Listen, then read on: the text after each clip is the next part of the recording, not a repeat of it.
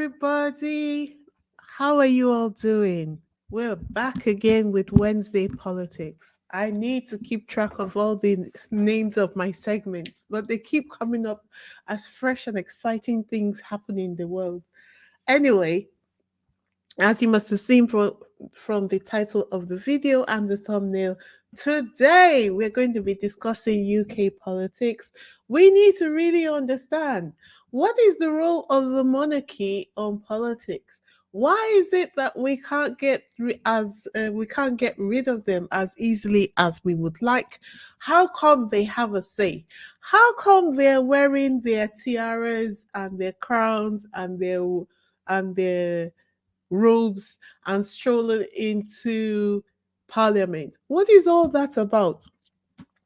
Anyway, this is the reason why I'm here. I proudly take my place as a UK Sussex friendly channel content creator.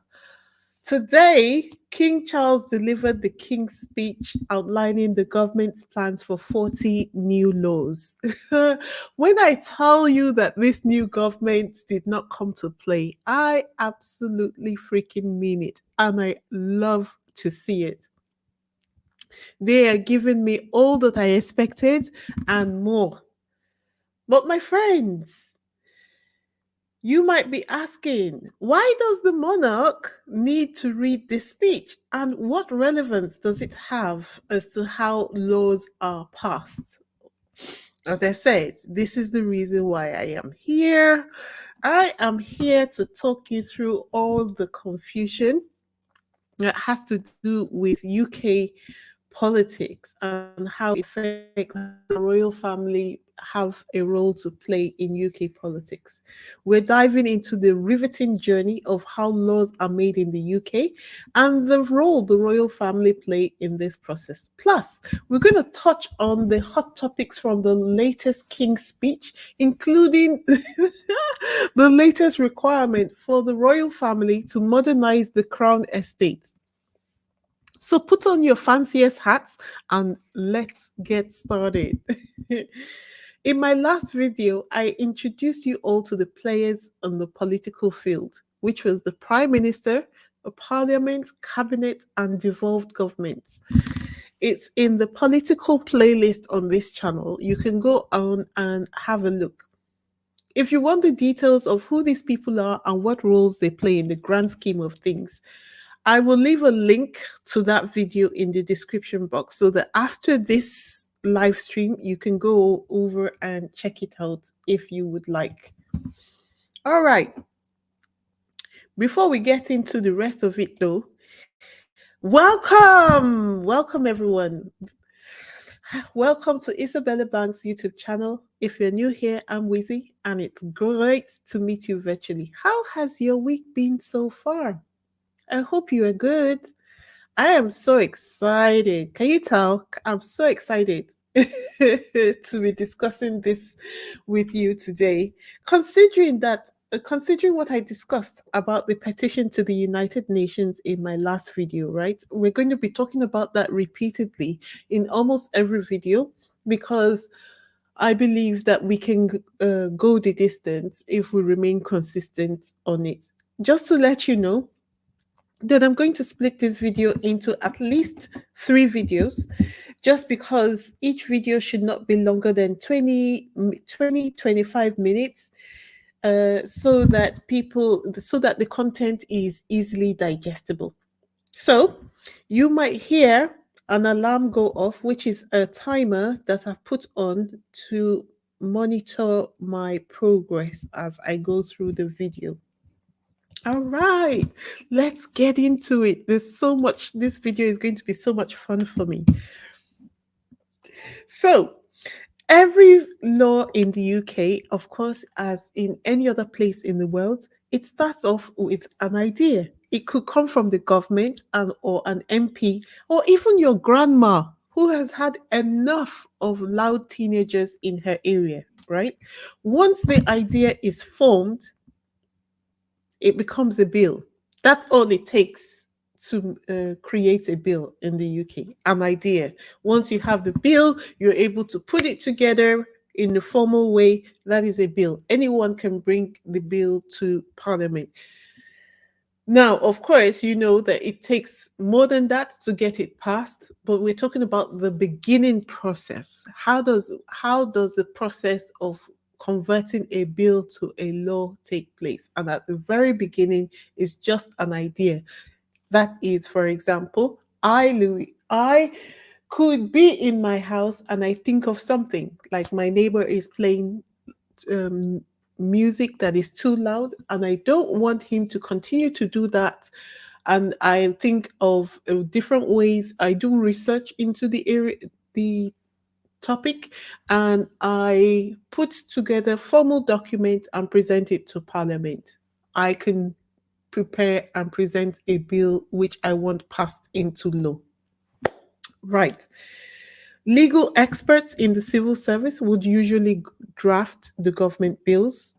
Private members' bills proposed by MPs or lords who are not part of the government are a bit more DIY, but they can still become bills as well. Okay? All right. So, what's the journey like once the bill has been introduced into Parliament? What's the bill? You've left the idea stage. So, what's the next thing that would happen? All right. I'm so glad you asked. This is my favorite bit because it's actually quite interesting. So, I have prepared a fancy timeline in order to help you chart the progress of what it takes to create a bill in the UK. As I previously mentioned, a bill starts with an idea, then you've got the first reading of the bill, then you've got a second reading, then you've got the committee stage, then you've got the report stage, and then you have the third reading of the bill. But before we go into the detailed discussion of what a bill really is and the process it takes to create a law from a bill, uh, let me invite you to subscribe to this channel. If you're finding value in what I am discussing today, hit the subscribe button, the like button, and leave a comment or two in the comment section. Okay?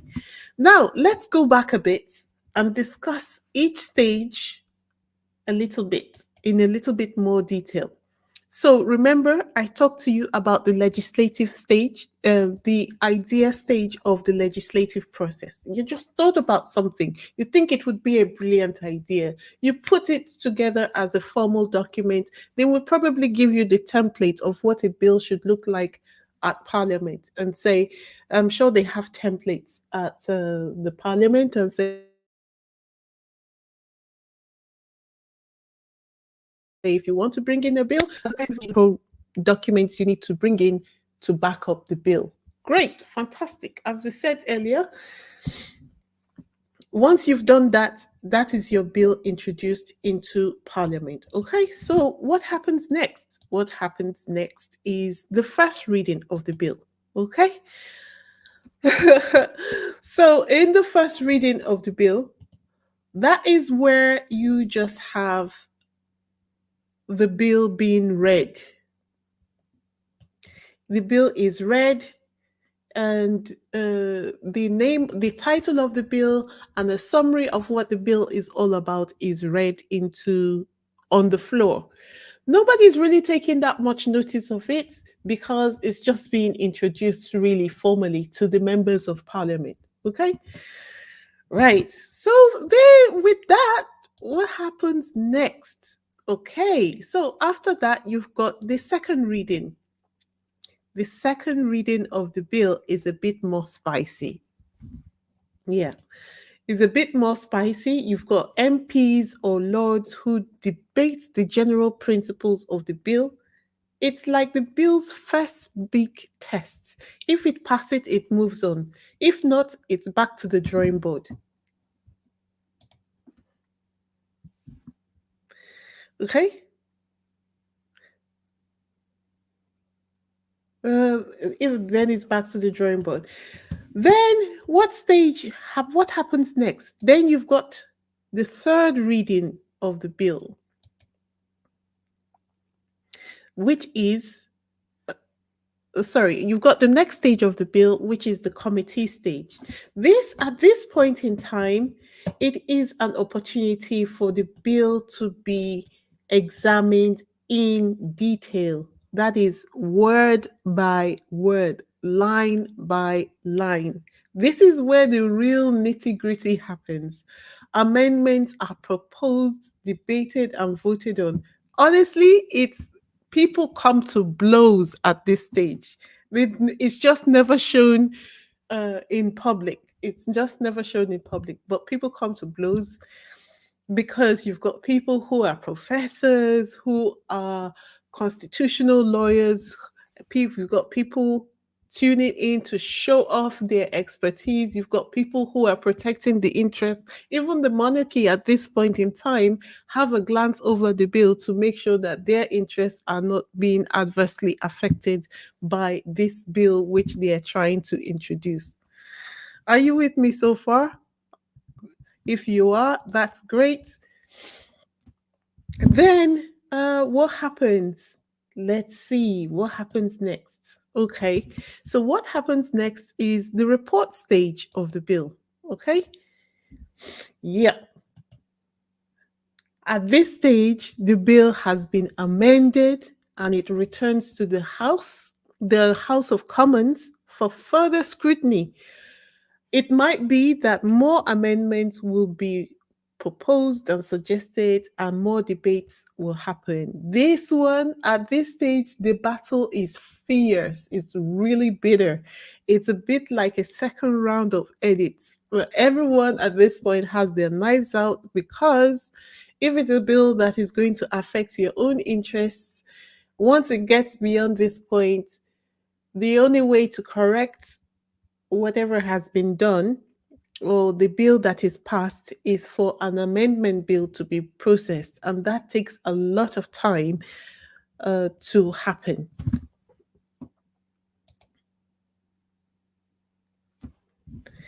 And then I keep bringing the timeline back so that you can see where we are.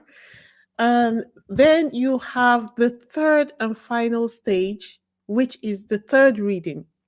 The final version of the bill is debated. No more amendments can be made at this stage. It's a final review before the House votes on it.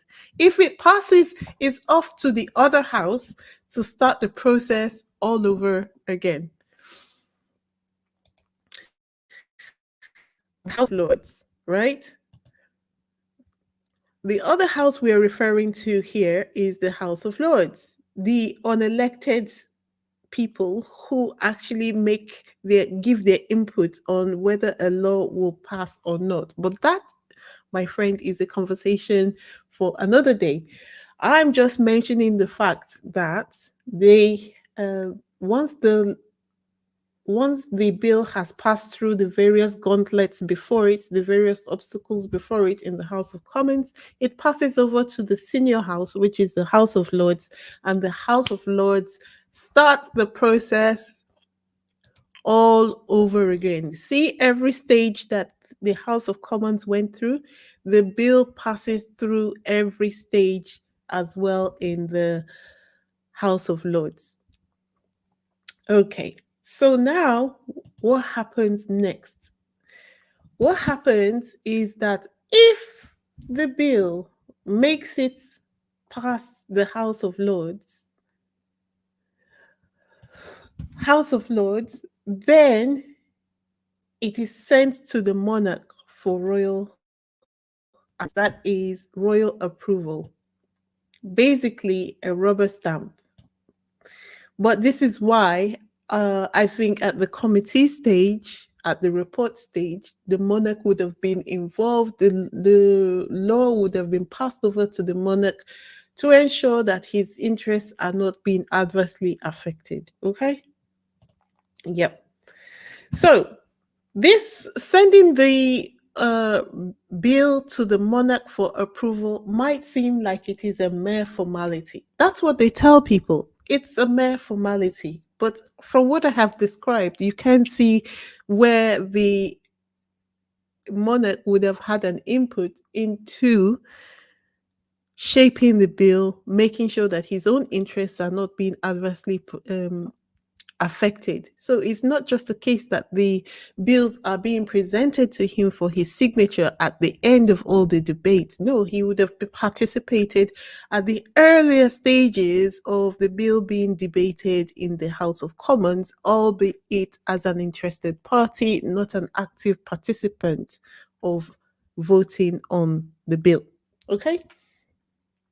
So it's kind of like if you need your grandfather's permission to go out with your friends. It's kind of like the same energy because you're supposed to be a grown up, supposed to be an independent person, but then when you want to do things as an independent person, you kind of have to take permission before you can do it. Now, people have asked, can the monarch refuse to give approval, give royal assent to the bill? Well, this, and if the monarch was going to do that, that would be the closest thing to a presidential veto, right? However, this has not happened since Queen Anne in 1708. The modern monarch's role is on paper ceremonial, as I've said, on paper. But without this assent, without the monarch's signature, the bill cannot become law. And if the bill does not become law with the monarch's signature, then if anyone is claiming any right as a result of that bill, it's still illegal. Okay? So, what is the prime minister's role in that case? In the UK, the prime minister does not have veto power. Does not. Once a bill passes through both houses of parliament and receives royal assent, it becomes law. That's it.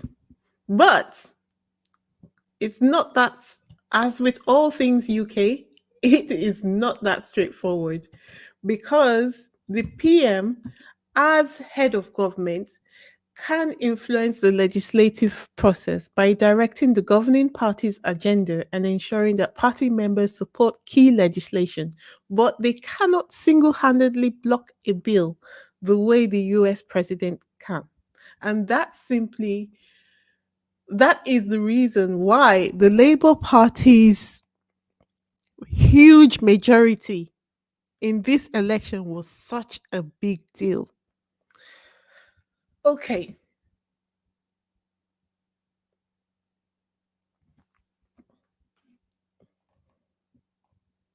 Uh, before I go, I will just look at a couple of your comments. And all right, so Lydia, oh, thank you, Lydia. Welcome, and I hope you're still here. Lorna says the time I tuned in first to your podcast says 6 p.m. Then it says 7:30 p.m. I don't know, my love. Sometimes YouTube has been kind of funny. So I cannot tell you why that is the case, but it does happen that things don't line up as they should sometimes on YouTube. Lorna says, yes, this is where the lobbyists and the special interests come in at committee stage. Exactly. Exactly. Hi, Sussex Love. Sorry I'm late. I was watching our political situations here in America unfold. Listen, I do not blame you. You have a lot going on in America right now. Lady Rose says, these ones are the ones I don't like, Lords. These are Charlie's people, Charlie's boys people, the House of Lords. Yes, they are unelected, they are given peerages for life, but with this new Labour government, there are a tranche of laws that are being proposed. They haven't been made laws yet, but are being proposed, and they are hoping to be able to limit the powers of the House of Lords a great deal. All right, so Still looking at your comments. Lorna says that's what the red box is all about. You see the late Queen and King Chucky with it. It contains all the parliamentary papers. Exactly. Exactly. Sussex Love says, well, if the bill cannot become law without his signature, that is past ceremonial. That's a part of the functioning British government, unless I don't understand. Well, I think you do understand. You understand it from the American perspective because you're looking at it as a totally black and white situation in the way that you understand how America works. But basically, what we're saying here is that, and I'm going to do I have decided now because of these kind of questions, and I really would love for everyone to understand. Not you might not appreciate it, you might not respect it, but at least see it, know it for what it is. I'm going to do a series on UK government and how UK government works because what happened is that the whole country, government, executive, and judiciary used to be run by the royal family in as far back as the 1200s. But the thing is that over time, and I'm going to, it's so interesting the history of how we came to a place where it became a democratic, let's call it, yeah, a democratic government in how it evolved all the way from royal control to the democratic process that we currently have in place at the moment. If you look at where we are coming from, you will see that it is you will see the reason why it is called ceremonial and as in comparison to the American state where everything is completely elected and there are no head of state who were not elected. You don't have public officials, I don't think any of them who were not elected.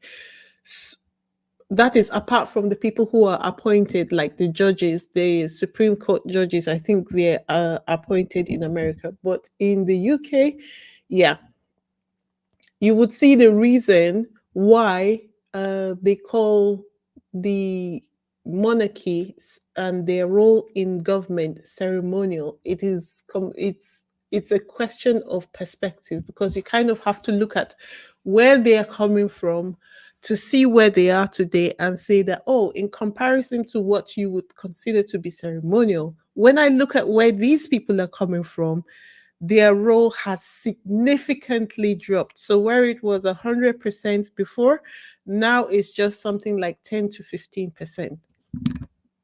Yeah, yeah. Lona says it becomes law because it's the will of the people. If the king doesn't sign, the people can totally overthrow his rule. I do not think that that is actually the case. The point is that the monarchy has to sign the bill before a bill becomes law. This is the case of the people in the UK. Um, the royals, the royals suck. No, I don't think so. And it would be the preferred position. But if the king doesn't sign a law, it cannot become, if the king does not sign a bill, it cannot become a law. It's the preferred position that we don't need the monarchy, but this is the situation that we are in at the moment. Mm. Sussex Love says, thank you, Lorna Williams. And Lady Rose says, thank you, Lorna. No, that position Lorna put forward is not correct. If the king does not sign the bill, it cannot become law. You see how you see how the Rwanda bill and the Brexit bill kept going back and forward, back and forward, and back and forward. All the negotiations happened before it gets to the king, so that any objections the king has, albeit behind closed doors, would have been dealt with before it gets to the king. It Even for myself, I'm not a monarchist, I'm not a royalist, I'm just telling you what it is at the moment. So this is the reason why Harry and Meghan had to be extra careful when they were dealing with Charles, because they know that when they say ceremonial and ceremonial head of state, it's a question of semantics and how it is put forward. Anyway, we'll continue the discussion in my next video. Charles has been required by the Labour Party to make changes to the Crown Estate. That is, the Crown Estate is the estate that where all the public earning funds that the royal family makes, that's where all the money goes to. And the Labour government has asked the royal family to make changes to the Crown Estate. I can just imagine how sour King Charles's face was when he had to read that part of the speech today in Parliament. Join me as we go ahead and discuss. Join me as we go ahead to discuss this next bit in my next video. All right. I'll speak to you soon. Okay, just so that I don't lose your comments, I will just attend to Lorna and Sussex Love's comment. Lorna says, as per our last discussion, Prince Harry is still a Councillor of State. Yep. He still has to obey King Chucky in some things. Absolutely correct. I understand. Yeah. There's no debating that. There's no hiding that. We might not like it, but that's just the way it is. And at the end of the day, the British people are okay with it. So the only reason why it has come for us to why we talk about it now is because the rules and regulations kind of inconvenience Harry and Meghan in some way, shape, or form. But we're going to continue the discussion in my next video. See you in 10 to 15 minutes. Bye.